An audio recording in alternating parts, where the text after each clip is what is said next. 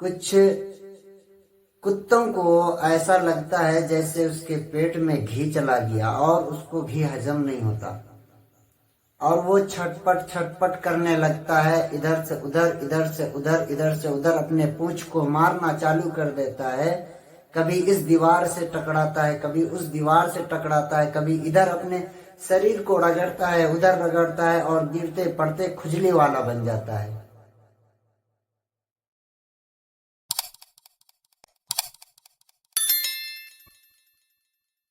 السلام علیکم ورحمۃ اللہ وبرکاتہ۔ امید کرتا ہوں آپ لوگ خیریت سے ہوں گے۔ آج میں کچھ ضروری بات لے کر کے آپ کے سامنے حاضر ہوا ہوں، اور وہ ضروری بات یہ ہے کہ اب آنے والا سمے عید میلاد النبی یعنی کہ میرے آقا نبی کریم صلی اللہ تعالی علیہ وسلم کی پیدائش کا دن ہے، اور اس جیسے جیسے ہی آقا کی پیدائش کا دن آتا ہے، ہر سال کچھ کتوں کو ایسا لگتا ہے جیسے اس کے پیٹ میں گھی چلا گیا اور اس کو گھی ہضم نہیں ہوتا، اور وہ چھٹ پٹ کرنے لگتا ہے، ادھر سے ادھر، ادھر سے ادھر، ادھر سے ادھر اپنے پونچھ کو مارنا چالو کر دیتا ہے۔ کبھی اس دیوار سے ٹکراتا ہے، کبھی اس دیوار سے ٹکراتا ہے، کبھی ادھر اپنے شریر کو رگڑتا ہے، ادھر رگڑتا ہے، اور گرتے پڑتے کھجلی والا بن جاتا ہے۔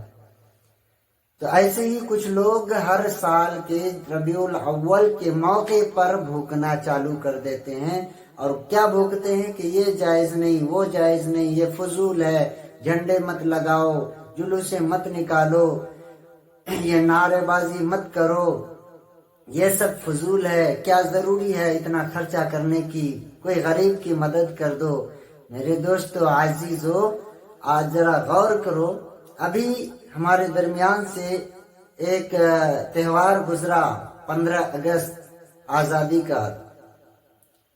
ابھی بڑی دھوم دھام سے ہر اسکول میں، کالج میں، مدرسے میں اس کو منایا گیا، اور منایا ہی گیا، اور ساتھ میں اپنے جوان بچیوں کو اسکولوں میں بھیج کر ڈرامے کروایا گیا۔ وہاں کسی کو نظر نہیں آئی، بچیوں کی عزت کو چکنا چور کیا، وہاں پہ نظر نہیں آئی۔ باپ سامنے بیٹھا ہے، بچی ناچ رہی ہے، بھائی سامنے بیٹھا ہے، بیٹا ڈانس کر رہا ہے، اور شان سے، فخر سے کہہ رہا ہے کہ دیکھو میری بچی کتنی اچھی ڈانس کرتی ہے۔ شرم کرو، شرم کرو، اگر تجھے فخر ہے اپنے بچیوں کو ناچنے پر، تو جب بچی کا رشتہ آئے نا، تو جب رشتے والے پوچھے کہ تمہاری بچی کیا کرتی ہے، تو ذرا اس کے سامنے بول کر دیکھنا میری بچی ڈانس کرتی ہے، ناچ کرتی ہے۔ منہ میں تماچا مار کر واپس چلا جائے گا، لیکن تمہاری بیٹی کے ساتھ کوئی رشتہ نہیں کرے گا۔ اگر ناچ کرنا اچھا کام ہوتا تو پھر وہاں لات مار کر کیوں واپس جا رہا ہے؟ کوئی ایک آدمی بتا دے جو رشتہ آیا ہو اور وہ بتایا ہو کہ میری بیٹی اچھا ناچ کرتی ہے، اور رشتے والے خوشی خوشی اس کے ساتھ رشتہ کر لیا ہو۔ کوئی ایسا بتاؤ۔ ناچ کا نام سنتے ہی رشتہ بھی واپس کیوں؟ کیونکہ وہ جانتا ہے ناچ کوئی اچھی چیز نہیں ہے، یہ بہت گندی چیز ہے۔ اور بار بار ایک میسیج میں نے بھی پڑھا، اس میسیج کو بار بار اسکول والوں سے، مدرسے والوں سے، کوچنگ سینٹر والوں سے ریکویسٹ کیا جاتا تھا۔ ایک میسیج آتا تھا واٹس ایپ، فیس بک میں، جس میں یہ کہا جاتا تھا کہ اسکول والے اور مدرسے والے، کوچنگ والوں سے گزارش ہے کہ وہ 15 اگست کے موقع پر بچیوں کو ڈانس نہ کرائیں، کیونکہ یہ اسلام کی شہزادی ہے، ان کی عزت کا خیال رکھیں، ان کے پردے کا خیال رکھیں، ایسا میسیج آتا تھا۔ لیکن میں انہیں کہنا چاہوں گا جو میسیج دیتا ہے کہ آپ اسکول والوں کو نصیحت کیوں کرتے ہیں، کوچنگ والوں کو نصیحت کیوں کرتے ہیں، جب آپ کو پتا ہے کہ وہاں ڈانس ہوتی ہے، جب آپ کو معلوم ہے کہ وہاں ناچ گانے ہوتے ہیں، جب آپ کو معلوم ہے کہ وہاں زنا ہوتا ہے، تو پھر آپ ایسی جگہ پہ اپنے بچی کو بھیجتے کیوں ہیں؟ آپ خود اپنے بچی کو بھیج رہے ہیں زنا کے اڈے پہ اور زانیوں سے کہتے ہیں کہ میں ریکویسٹ کرتا ہوں کہ میری بچی سے زنا نہ کرو۔